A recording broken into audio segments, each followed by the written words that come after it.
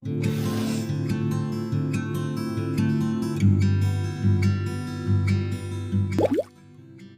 우리 모두는 형통하기를 원합니다. 아무 걱정도 없고 어려움도 없이 내가 원하는 일들이 척척 이루어지기를 원합니다. 내가 원하는 때에 내가 계획했던 것들이 딱 맞아 떨어지길 원하죠. 제때에 진학을 하고 제때에 취업도 하고 제때에 승진도 하고 말이죠. 그런데 인생이 그렇게 되던가요? 내 계획대로 되던가요?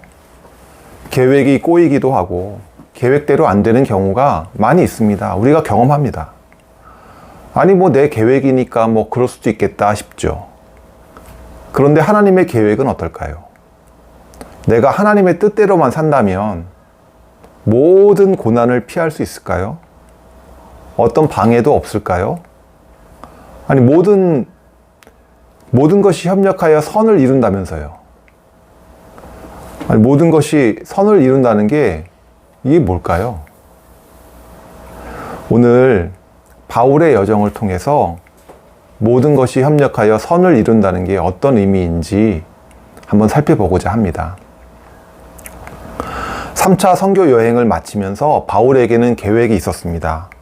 사도행전 19장 21절입니다. 사도행전 19장 21절 같이 읽겠습니다. 이런 일이 있은 뒤에 바울은 마게도니아와 아가야를 거쳐 예루살렘으로 가기로 마음에 작정하고 나는 거기에 갔다가 로마에도 꼭 가보아야 하겠습니다 하고 말하였다. 마케도니아하고 아가야 성도들이요, 예루살렘을 위해서 구제 헌금을 했던 것 같아요. 그래서 바울은 그 구제 헌금을 들고 예루살렘에 전달을 하고 바울 자신은 로마를 거쳐서 스페인까지 복음을 전하고자 하는 원대한 계획이 있었습니다. 정말 원대한 꿈이 있었어요. 로마서 15장 22절에서 25절에도요, 이 내용이 나옵니다. 제가 읽어드리겠습니다. 그래서 내가 여러분에게로 가려고 하였으나 여러 번 길이 막혔습니다. 그러나 이제는 이 지역에서 내가 일해야 할 곳이 더 없습니다. 여러 해 전부터 여러분에게로 가기를 바라고 있었으므로 내가 스페인으로 갈 때에 지나가는 길에 여러분을 만나보고 잠시 동안만이라도 여러분과 먼저 기쁨을 나누려고 합니다. 그 다음에 여러분의 후원을 얻어 그곳으로 가게 되기를 바랍니다. 그러나 지금 나는 성도들을 돕는 일로 예루살렘에 갑니다. 그러니까 예루살렘을 거쳐서 로마를 거쳐서 스페인까지 가겠다는 바울의 꿈이 드러나죠. 하나님이 이렇게 바울에게 꿈을 꾸게 하시고 우리에게 꿈을 꾸게 하시고 하나님의 때에 그 꿈을 이루어 가십니다. 그래서 잠언 16장 9절은 이렇게 말합니다. 사람이 마음으로 자기의 앞길을 계획하지만 그 발걸음을 인도하시는 분은 주님이시다. 하나님이 우리에게 꿈을 주시지만 그 꿈을 이루어 가시는 분도 하나님이시다. 근데 바울이 이제 예루살렘에 가는 길에 아가보라는 예언자를 만나요. 근데 아가보가 바울에게 이런 예언을 합니다. 21장 10절부터 11절 말씀 같이 읽겠습니다. 사도행전 21장 10절부터 11절입니다. 우리가 여러 날 머물러 있는 동안에 아가보라는 예언자가 유대에서 내려와 우리에게 와서 바울의 허리띠를 가져다가 자기 손과 발을 묶고서 말하였다. 유대 사람이 예루살렘에서 이 허리띠 임자를 이와 같이 묶어서 이방 사람의 손에 넘겨줄 것이라고 성령이 말씀하십니다. 아가보가 바울의 허리띠를 가져다가 자신의 손과 발을 묶고선 바울이 예루살렘 가면 체포될 거라고, 이방 사람들의 손에 넘겨질 거라고 이렇게 예언을 하는 거예요. 이렇게 경고를 하는 겁니다. 이렇게 독특한 상징적인 행동을 통해서 아주 메시지 전달을 아주 극대화하는 거죠. 이 경고를 듣고선 주변 사람들이 다들 바울을 만류합니다. 예루살렘에 가지 말라고. 당신 체포된다고 하지 않습니까? 그러니 가지 마십시오. 이렇게 바울을 아끼는 마음에서 바울을 만류를 합니다. 하지만 당사자인 바울은요, 이미 마음의 결정을 한 상태였어요. 사도행전 20장 22절입니다. 보십시오. 이제 나는 성령에 매여서 예루살렘으로 가는 길입니다. 거기서 무슨 일이 내게 닥칠지 나는 모릅니다. 다만 내가 아는 것은 성령이 내게 일러주시는 것뿐인데 어느 도시에서든지 투옥이나 환란이 나를 기다리고 있다는 것입니다. 그러나 내가 나의 달려갈 길을 다 달리고 주 예수께 받은 사명, 곧 하나님의 은혜의 복음을 증언하는 일을 다 하기만 하면 나는 내 목숨이 조금도 아깝지 않습니다. 이렇게 바울은요, 이미 마음을 정한 상태예요. 그러면 이 아가보의 예언은 무슨 일을 하는 거죠? 바울의 앞길을 막는 거예요. 아가보는 예언이 성령을 통해서 하시는 말씀이라면 이게 무슨 의미가 있는 거죠? 바울은요, 아가보의 예언을 듣고 마음을 단단히 합니다. 그러니까 우리가 예방주사를 맞는 것과 마찬가지예요. 그래서 바울은 마음을 단단히 먹고 예루살렘으로 가고 있습니다. 바울에게 앞으로 어떤 일이 펼쳐질까요? 예루살렘에 도착해서요, 바울은 헌금 전달해야 되니까 유대인 교회 지도자인 야고보를 만납니다. 야고보는요, 바울에게 조언을 하는 거예요. 아니, 바울 당신이 더 이상 율법을 따르지 않아도 된다고 가르친다고 유대인들이 그럽디다. 유대인들이 당신을 오해하고 있어요. 그러니까 당신이 율법을 존중한다는 그런 의미의 제스처를 좀 했으면 좋겠습니다. 경건한 유대인들이 있는데 이 사람들 좀 공개적으로 후원을 했으면 좋겠습니다. 이렇게 조언을 한 거예요. 바울은 이 조언을 받아들입니다. 네, 그렇게 하겠습니다. 하지만 소용이 없었어요. 바울이 성전에 방문하자마자 바울을 발견한 사람들이 다짜고짜 바울이 이방인들을 데리고 성전을 지금 더럽히고 있다고 선동하면서 막 폭동을 일으켜가지고 막 바울을 에게 폭력을 행사하는 겁니다. 결국 바울은요, 바울의 위급함을 보고 출동한 로마 군인들에 의해서 목숨을 건집니다. 또 바울이 유대인들에게 공식적으로 해명을 해요. 아니라고. 하지만 그들은 받아들이지 않아요. 오히려 바울을 암살하려고 계획을 진행을 하는 거예요. 그래서 로마 군인들이 바울을 가이사랴에 있는 벨릭스 총독에게로 피신을 시키는 거예요. 그러자 대제사장들이 로마의 총독에게 바울을 공식적으로 고소를 해요. 하지만 벨릭스 총독은 2년 동안 바울을 구속해놓고, 그러니까 가둬놓고 재판을 안 열어요. 그러니까 바울을 보호한다는 명목으로 잡아서 가둬만 놓고요, 괜히 긁어서 부스럼을 만들고 싶지 않았던 거죠. 그러니까 바울도 이렇게 오랜 기간 동안 자신이 감옥에 갇혀 있을 거라고는 생각을 못했죠. 자신을 향한 하나님의 계획을 신뢰하고 내가 어떤 고난도 견디겠다는 다짐하고 있었지만 2년 동안 재판을 하지도 않고 그냥 자유가 억압된 상태로 견뎌야 되는 거예요. 우리도 분명한 하나님의 뜻을, 나를 향한 하나님의 뜻을 발견하고요, 내가 하나님의 뜻대로 살겠다고 내 다짐을 해도요, 시간이 지나면요, 그 열정이 사그러드는 거예요. 이게 정말 맞나? 하나님의 뜻 맞나? 로마에 갈 거라고 말씀하신 예수님의 약속은 어떻게 된 거지? 2년이 지나도록 감옥에서 한 발짝도 못 나가고 있는데 로마에 정말 내가 가긴 가는 거야? 여기서 내 인생이 마무리되는 건 아닌지. 저 같으면 그런 의심을 할 것 같아요. 그런 걱정을 할 것 같아요. 바울에게 아가보의 예언이 도움이 됐을까요? 여러분 어떻게 생각하세요? 아가보의 예언은 뭐예요? 바울이 로마 군인에게 잡혀서 갇힐 거다라는 거 아니에요. 지금 자신이 감옥에 있는 게 우연이 아니라는 거예요. 자신이 여전히 하나님의 계획 가운데 있다는 걸요, 아가보의 예언을 통해서 바울은 확신할 수 있었죠. 그래서 아가보의 예언이 바울에게 힘이 되어 주는 겁니다. 근데 2년 동안 바울은 뭐 해서 먹고 살았을까요? 로마 군인들이 삼시세끼 바울에게 밥을 줬을까요? 아니에요. 감옥에 갇힌 사람들 밥을 안 줍니다. 가이사랴에 있는 기독교인들, 동료들이 바울을 돌보았기 때문에 바울은 감옥에서 살 수 있었어요. 그러니까 여러 동료들을 통해서 바울을 돌보는 것, 이것이 다 하나님의 은혜고요, 하나님의 일하시는 방법이에요. 어려움에 빠진 바울을 이웃들을 통해서 돕는 것, 이것이 하나님이 일하시는 방식입니다. 바울이 감옥에 있다고, 내가 고난 중에 있다고 하나님의 도우심의 손길이 끊어지는 게 아니에요. 모든 것이 협력하여서 선을 이루고 있는 과정 중에 있는 겁니다. 2년 후에 새 총독이 왔습니다. 베스도라는 사람이 왔는데요. 이 사람은 오자마자 예루살렘을 방문합니다. 거기에 종교 지도자들은 거기 다 모여 있잖아요. 그래서 예루살렘을 방문해서 종교 지도자들을 만나서 우리 좀 잘 지내봅시다. 이렇게 화해의 제스처를 보여주는 거죠. 대제사장은요, 새로운 총독을 만나자마자 바울 재판 그거 더 이상 미루지 말고 당장 하자고. 그것도 예루살렘에서 재판하자고. 그렇게 얘기하는 거예요. 이 사람들 뭔가 꿍꿍이가 있는 거죠. 그러니까 베스도 총독도 은근히 대제사장들의 편을 듭니다. 그러자 바울은 베스도 총독에게 자신은 로마 황제에게 직접 재판을 받겠다고 요청을 합니다. 사도행전 25장 10절부터 11절 말씀 같이 읽겠습니다. 바울이 대답하였다. 나는 지금 황제의 법정에 서 있습니다.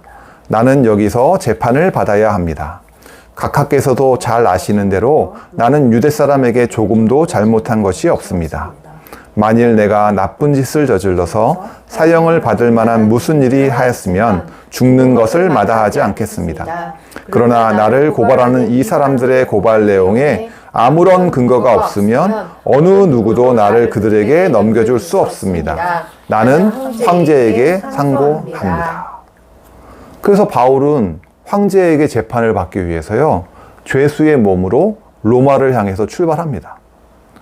그 로마까지는요, 주로 배를 타고 이동을 하는데요. 이때가 항해 금지 기간이었어요. 그러니까 풍랑이 많은 기간이에요. 그래서 배를 타기에 좋지 않은 그런 때였어요. 그래서 바울도 그걸 아니까 호송하는 로마 군인들에게 조언을 합니다. 사도행전 27장 10절부터 11절입니다. 여러분, 내가 보기에 지금 항해를 하다가는 재난을 당할 것 같은데 짐과 배의 손실뿐만 아니라 우리의 생명까지도 잃을지 모릅니다. 그러나 백부장은 바울의 말보다는 선장과 선주의 말을 더 믿었다. 바울은 지금 죄수잖아요. 바울이 배를 몰아본 적이 있어요? 근데도 지금 어쩌고 그러는 거예요. 위험하다고, 지금 가면 안 된다고. 로마 군인들이 그의 말을 들을까요? 아니, 지가 뭔데 이러라고 저러라고 그러는 거야. 로마 군인들이 바울의 경고를 듣지 않는 건 너무나도 당연한 거예요. 그래서 그 사람들은 항해를 강행합니다. 때마침 순풍도 불어주는 거예요. 모든 것이 다 순조로워 보였어요. 근데 갑자기 유라굴로라는 광풍을 만나서 배가 표류하기 시작하는데요. 14일 동안 표류를 하는 거예요. 그리고 그동안에 선원들을 포함해서 승객들, 로마 군인들, 죄수들 모두 쫄쫄 굶었어요. 모두 14일 동안 풍랑이 계속되니까 두려움에 떨고 있었어요. 근데 바울이 그들에게 말합니다. 사도행전 27장 22절입니다. 같이 읽겠습니다.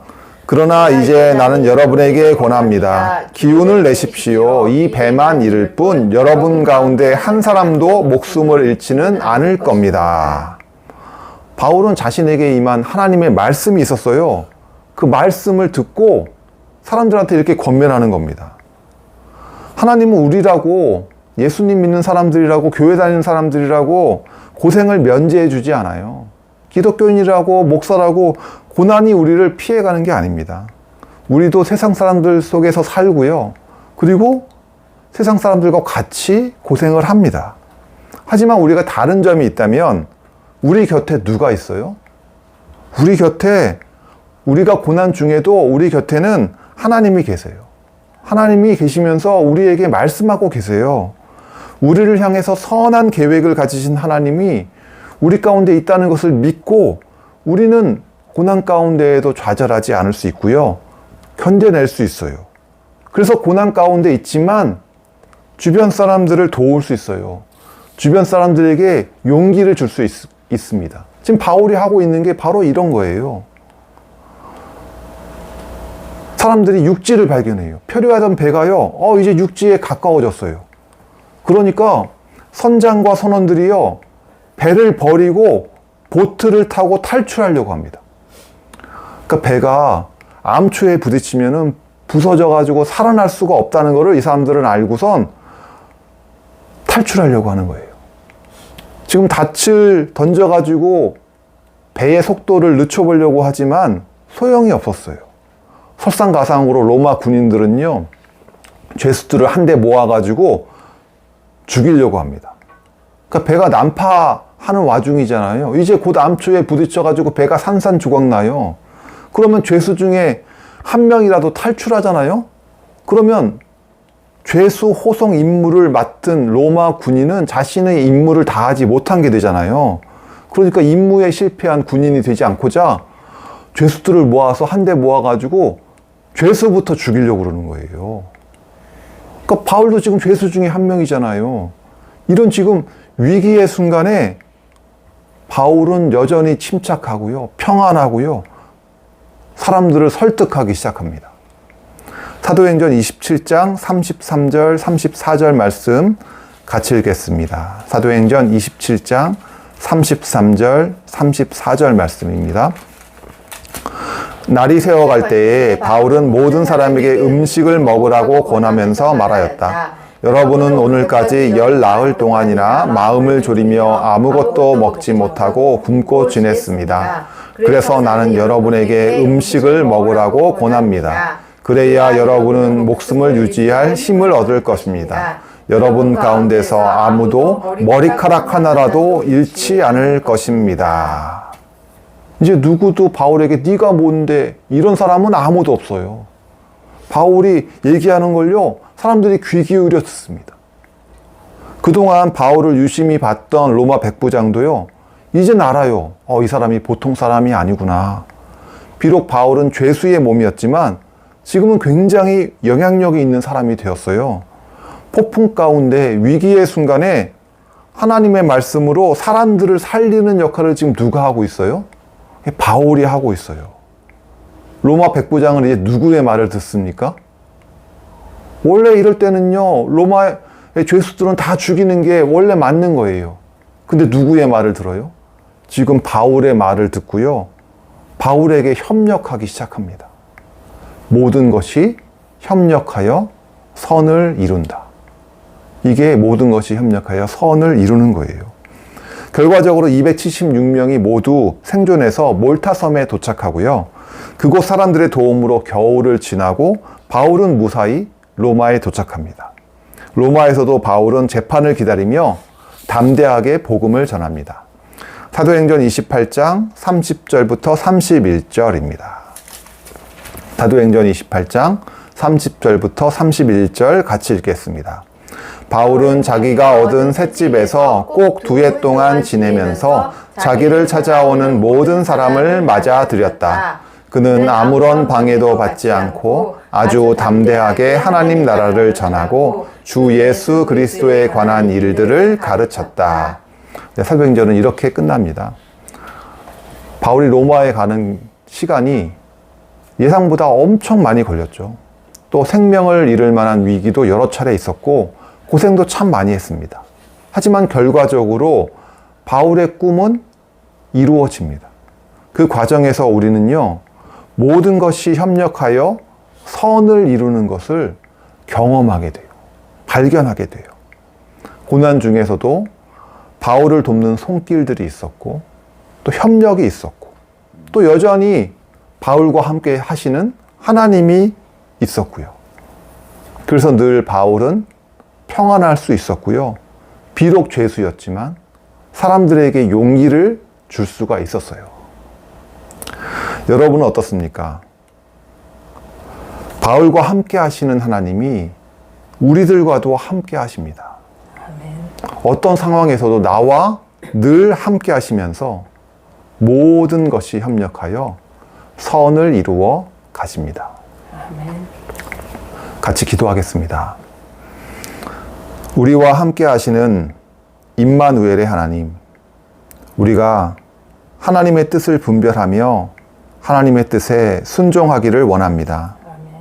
우리가 하나님으로 인해 늘 평안하게 하시고 우리가 때를 따라 돕는 손길들을 경험하게 하여 주시옵소서. 모든 것이 협력하여 선을 이루시는 하나님을 경험하며 살게 하여 주시옵소서. 감사하며 예수님의 이름으로 기도했습니다. 아멘.